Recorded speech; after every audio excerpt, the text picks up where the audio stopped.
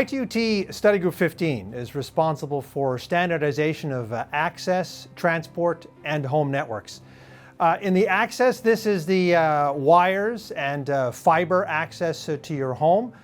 In transport, this is the fiber that's between cities, between countries, between continents. And home is the wires, the fibers, even the light within your home.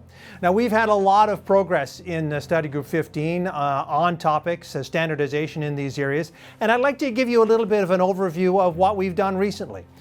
In the access area, we have recently standardized 50 gigabit per second high-speed PON. This is likely going to be deployed very soon. And we're also now looking towards the next generation, perhaps towards 100 gigabit in optical access systems. But it's not just this in access systems, also looking at enhanced OLTs as well as fine-grained OTN over PON. Now, also in the home, what we're looking at is connecting the access to the Wi-Fi access points that are in your home and looking at combined management of the OLT and the Wi-Fi in the home through the same sort of standardized mechanism. Now, in addition, one of the most downloaded recommendations for Study Group 15 and actually for ITU-T is G652. This is the single mode fiber recommendation, which celebrates its 40th anniversary this year. And what we've done is created a new revision of this to improve the chromatic dispersion appendix that is based on the statistics from the deployments. And what this is going to allow new standards to be developed that can get additional bandwidth out of the already deployed single mode fibers across the world. But in addition to this, we're looking at new work in sensing, fiber optic sensing, both in the transport and the long haul, as well as improved infrastructure sharing opportunities, but also in higher speed.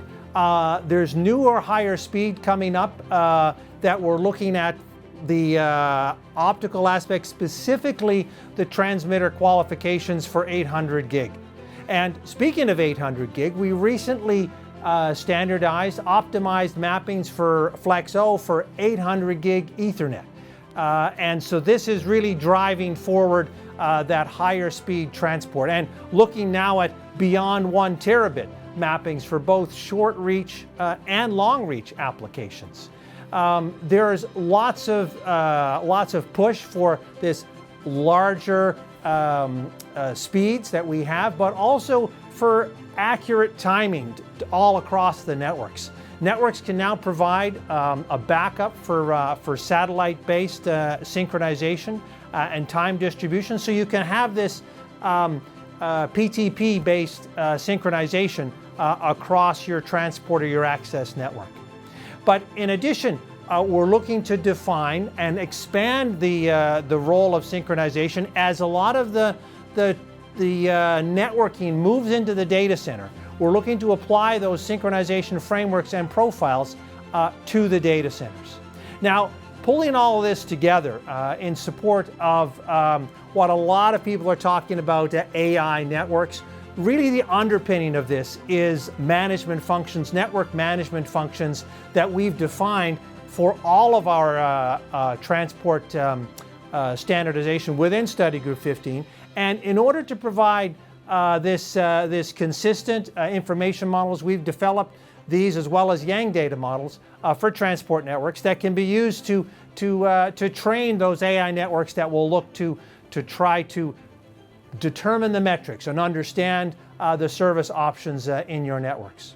There's a lot of work going on in Study Group 15. I've just given you sort of the highlights of these activities, and I would encourage everyone to join us as we move forward to bring the next generation, higher speed, more efficient, lower cost networks to the world.